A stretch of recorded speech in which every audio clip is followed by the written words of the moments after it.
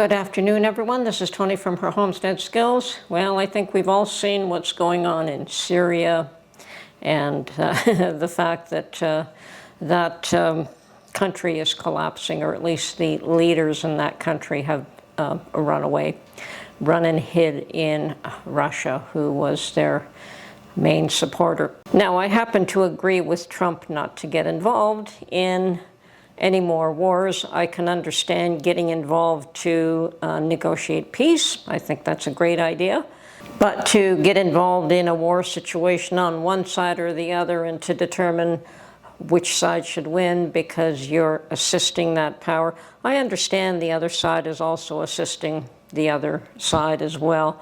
But it comes to a point where it looks like Russia and Iran are weakened and beaten, so who is left to support that side? Would it be North Korea and China?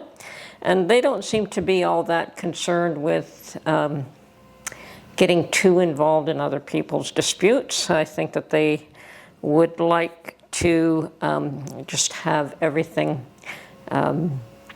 become an economical battle as opposed to a human battle. But we'll see what happens there. Now, I'm of the mind that things are still going to be very chaotic. We have no idea who else is going to get involved in any wars and sees this as an opportunity to advance their own causes. Obviously, Syria, the rebels in Syria saw a window of opportunity and took it. And perhaps China's going to see a window of opportunity in Taiwan and take that as well. I don't think that the world is all that settled. And even though Trump is going to be in power, and a lot of the countries have a lot more respect for him than what they do for Biden, Pandora's box has been opened, and there's a lot of things being done that perhaps shouldn't be done.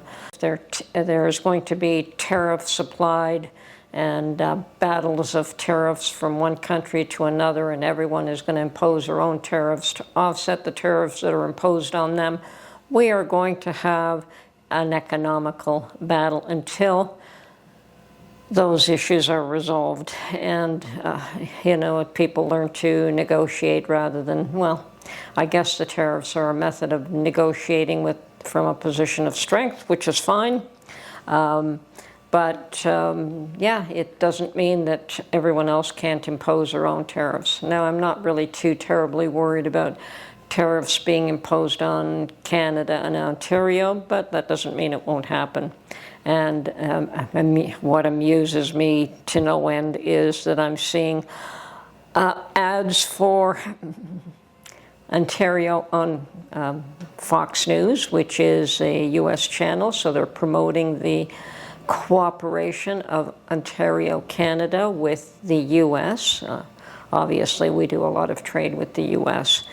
I suspect mainly in the automotive industry and in the energy industry, and I don't know what else, because I don't really keep tabs on that. It doesn't affect me until I have to go and purchase something. Now, of course, the dollar not being worth very much does affect me if I'm trying to buy something from the U.S., because the more our dollar drops, the more expensive things from the U.S. become, even though there is no tariffs.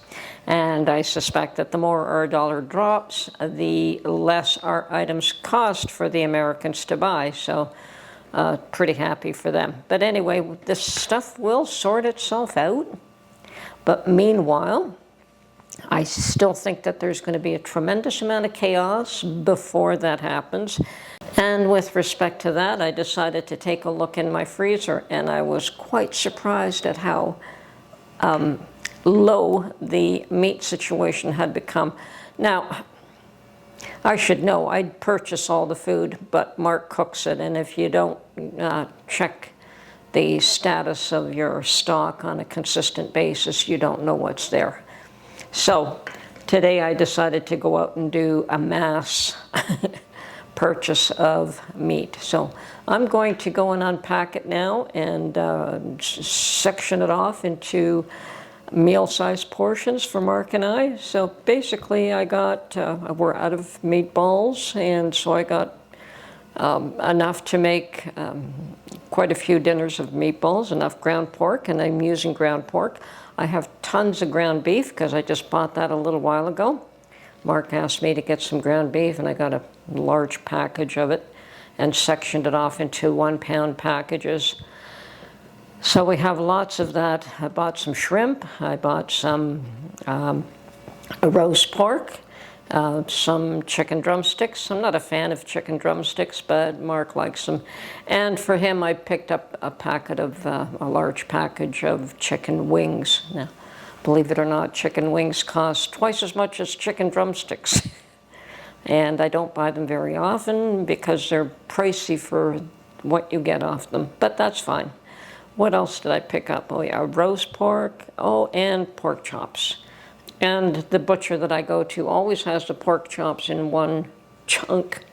And unfortunately, communication is sometimes difficult. I try to get him to cut them to a certain width, and I certainly don't want them real thin, and certainly don't want them too thick, but finding that happy medium is sometimes a bit of a pain.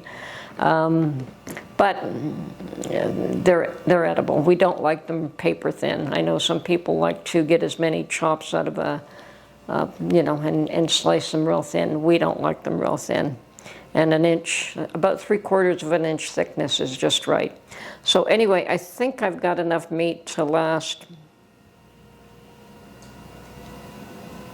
I don't know, a couple of weeks. And I'm going to probably go and do another purchase, but this is,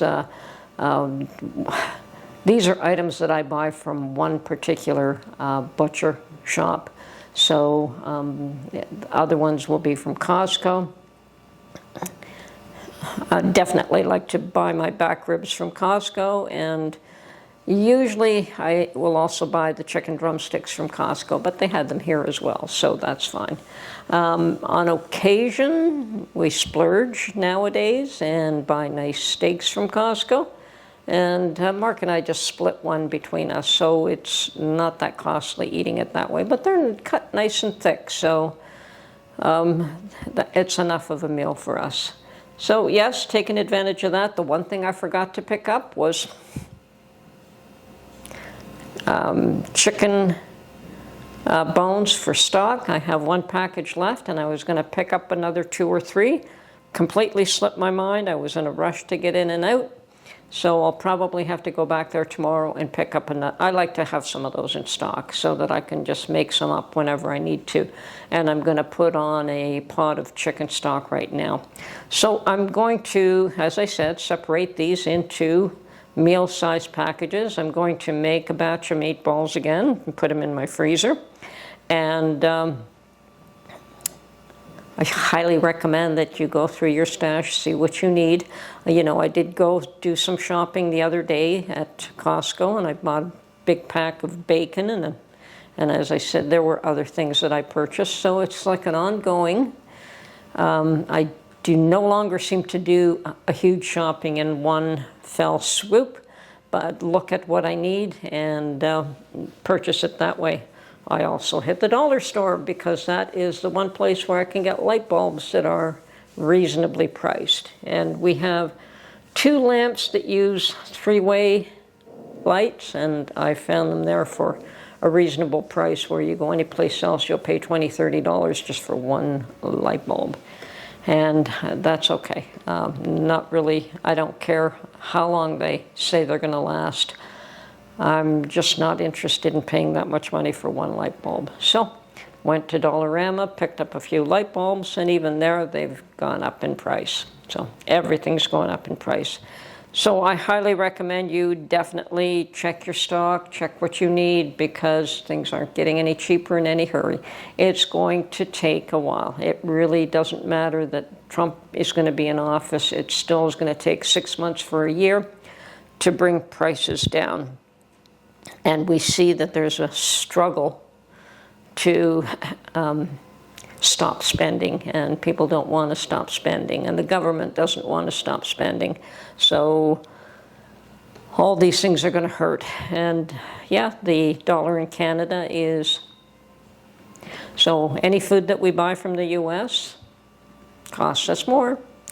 So good thing that we do manage to grow some things here in Ontario, but a lot of, you know, a lot of specialty fruits definitely come from California or down south. So, and we're going to pay more for them. So good to have canned them up when the harvest was in full swing.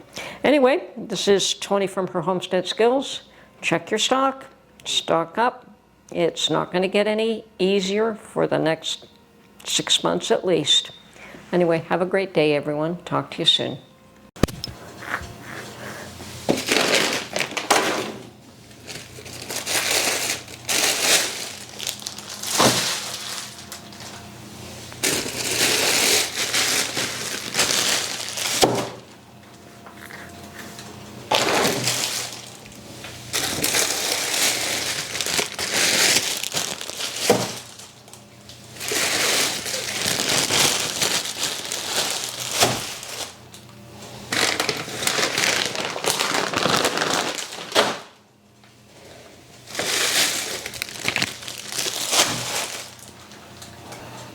Okay, that should take care of us for a little while.